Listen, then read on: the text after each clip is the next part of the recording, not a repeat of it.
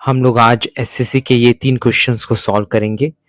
30 seconds में solve करने की कोशिश करेंगे विदाउट एनी फॉर्मूला, कॉन्सेप्ट और लॉजिक से।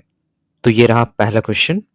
By selling 2 articles for rupees 800, ठीक है। तो हम क्या लिखेंगे, एसपी लिख देंगे और 2 यहाँ पे ऐसे पता चलेगा कि दो सामान, दो कोई वस्तु खरीदा गया, ठीक है। 2 टॉय या 2 बिस्किट या जो भी है, ये 2 है क्वांटिटी में। इस तरह से बहुत अच्छा होता है विजुअलाइज करने में। तो 2 सामान का एसपी हमें दिया हुआ है, 800 रुपये में बेचा है। A person gains the cost price of 3 articles, तो उसको फायदा होता है ना, प्रॉफिट होता है 3 आर्टिकल का। पर हमें ये तो नहीं पता है ना कॉस्ट प्राइस का, तो कॉस्ट प्राइस नहीं पता तो हम क्या करेंगे ना, कॉस्ट प्राइस को यहाँ पे इस केस में एक्स के थ्रू करेंगे तो बहुत इजीली समझ में आएगा, ठीक है। तो कॉस्ट प्राइस एक आर्टिकल का, ये इंपॉर्टेंट है, एक सामान का जो है उसका दाम एक्स रुपये है, ठीक है। और प्रॉफिट कितना हुआ है उसे, 3 सामान का जितना कॉस्ट प्राइस होगा उतना क्वेश्चन में दिया हुआ है।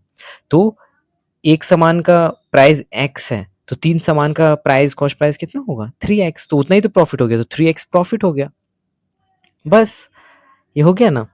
अब यहाँ पे हमें पता है कि प्रॉफिट कब होता है, प्रॉफिट कब होता है, जब सेल प्राइस कॉस्ट प्राइस से ज्यादा हो, कम में खरीदा होगा और ज्यादा में बेचा गया होगा। मतलब एसपी से सीपी को हम लोग सब्ट्रैक्ट कर देंगे तो वही तो प्रॉफिट हो जाएगा, कुछ रटने की जरूरत नहीं है। तो हमारे पास सेल प्राइस यहाँ पे 800 है, ठीक है। और कॉस्ट प्राइस क्या है, यहीं पे बच्चे गलती करते हैं, बहुत लोग क्या करते हैं एक्स लिख देते हैं और प्रॉफिट हमारा 3x है। तो ये गलत है। क्यों गलत है, यहाँ पे गौर से देखो, यहाँ 2 सामान को 800 रुपये में बेचा गया, तो ये सेल प्राइस हो गया। लेकिन कॉस्ट प्राइस तो हमने एक सामान का एक्स ही लिखा, एक ही सामान का लिखा है, लेकिन क्वांटिटी सेम होनी चाहिए ना, 2 सामान हम बेच रहे हैं और खरीद, और हम मेंशन कर रहे हैं बस एक सामान का प्राइस। तो जितना आप खरीदे हो उतना ही तो बेचोगे। तो 2 अगर सामान बेच रहे हो तो 2 सेम क्वांटिटी होना चाहिए ना, 2 सामान खरीदने का प्राइस कितना था वो देखना पड़ेगा, क्योंकि 2 सामान आपने बेचा है। तो एक सामान का प्राइस एक्स है, तो 2 सामान सीपी, 2 सामान का कितना हो जाएगा 2x, 2x रुपीज हो जाएगा, ठीक है। तो कहने का मतलब यहाँ पे 2x आएगा, एक्स नहीं आएगा, 2x आएगा। तो क्वांटिटी सेम होनी चाहिए, तभी आप प्रॉफिट या लॉस उस पर निकाल पाओगे, यही सबसे इंपॉर्टेंट था। तो यहाँ पे बच्चे अक्सर यहाँ पे कॉमन मिस्टेक करते हैं। तो बस ये हो गया, अब यहाँ से यहाँ जाएगा राइट साइड में तो 5x हो जाएगा और ये 800 हो जाएगा, और x का वैल्यू हमारा 160 रुपये आ जाएगा कट के। ये x का वैल्यू आ गया 160। तो हमें बताना है प्रॉफिट परसेंट कितना है, ठीक है। हमारा कॉस्ट प्राइस एक सामान का कितना हो जाएगा, एक्स था 160 रुपये, लेकिन हमें प्रॉफिट हुआ है 2 सामान खरीदने बेचने पे, तो 2 सामान का कॉस्ट प्राइस देखेंगे तो कितना हो जाएगा इसको, 2x मतलब 320 रुपये हो गया। 2 सामान खरीदने में 320 रुपये लगा और 2 सामान को बेचा गया 800 रुपये में, तो ये दोनों के बीच होगा। तो प्रॉफिट कितना हो जाएगा, 320 में खरीदा और 800 में बेचा, तो 480 रुपये का प्रॉफिट हुआ। और किस पे होता है प्रॉफिट या लॉस, कॉस्ट प्राइस पे। 2 सामान का कॉस्ट प्राइस 320 था, बस इसको कट कर लो, ये 0 0 कट हो गया, ये 2 टाइम्स में 3 टाइम्स में, तो 1.5 आ गया, 1.5 आ गया। हमें परसेंटेज में बताना है, इसलिए 100 से मल्टीप्लाई कर दो 100% से, तो 150% आंसर हो जाएगा। ऑप्शन डी कितना इजीली हो गया। ये एक्स बस मानना पड़ा। ऑप्शन एलिमिनेशन से भी कर सकते हो, लेकिन मैंने इससे बताया है तो इससे कॉन्सेप्ट क्लियर होगी। तो नेक्स्ट क्वेश्चन को देखते हैं ना। देखो इसमें बच्चे कैलकुलेशन करने बैठ जाते हैं, बट कुछ करने की जरूरत नहीं इस क्वेश्चन में। देखो पहला आर्टिकल का कॉस्ट प्राइस है 3000, ठीक है। दूसरे आर्टिकल का भी कॉस्ट प्राइस दिया हुआ है, देखो 3000, और तीसरे आर्टिकल का भी cost price same same price है, यही इंपॉर्टेंट है इसमें, इतने में वो खरीदा है। हाँ, पहला आर्टिकल, दूसरा आर्टिकल और तीसरा आर्टिकल, और उसे बेचा है देखो कितने, पहले वाले को 10% प्रॉफिट में बेचा इसलिए प्लस लिख रहा हूँ, दूसरे को 5% प्रॉफिट में बेचा है इसलिए प्लस लिख रहा हूँ, और तीसरे में बोल रहा है कि वो लॉस खा गया 15% का, तो माइनस से डिनोट कर रहे हैं। तो बताना है कि ओवरऑल कितना प्रॉफिट हुआ है या लॉस हुआ है या कुछ नहीं हुआ है उसे, ठीक है ना, प्रॉफिट ना लॉस। देखिए कॉमन सेंस है, सेम सेम वैल्यू है राइट, और उस पर 10% का इंक्रीमेंट होगा तो यहाँ पे 300 रुपये बढ़ जाएगा राइट। ऐसे देखो इसमें 5% का इंक्रीमेंट हुआ तो ये 300 का हुआ, तो सेम वैल्यू तो आधा कर दो 5, तो इसमें 150 रुपये का इंक्रीमेंट हुआ, ठीक है। ऐसे प्लस से दिखा रहे हैं, इसमें 300 हुआ, इसमें 150 हुआ, और 15 कितना हो जाएगा, 5 तिया 15, 3 टाइम्स, तो ये यहाँ माइनस लिख सकते हैं ऐसे समझाने के लिए, 450 का नुकसान। तो ये दोनों मिलके 450 ऐड किया और ये अकेले 450 सब्ट्रैक्ट करवा दिया, तो ओवरऑल 0 हो गया, तो ना फायदा हुआ ना लॉस हुआ, तो ऑप्शन डी हो जाएगा। देखो कुछ कैलकुलेशन करने की जरूरत नहीं है, और हम लोग कितना इसकी भी जरूरत नहीं होती, ये मैं और समझाने के लिए किया। आप तो डायरेक्ट देख लेते, ये 10% प्रॉफिट, 5% प्रॉफिट, तो 15% प्रॉफिट में, और लॉस वाला सब्ट्रैक्ट हो जाएगा, -15% हो जाएगा, तो 0%।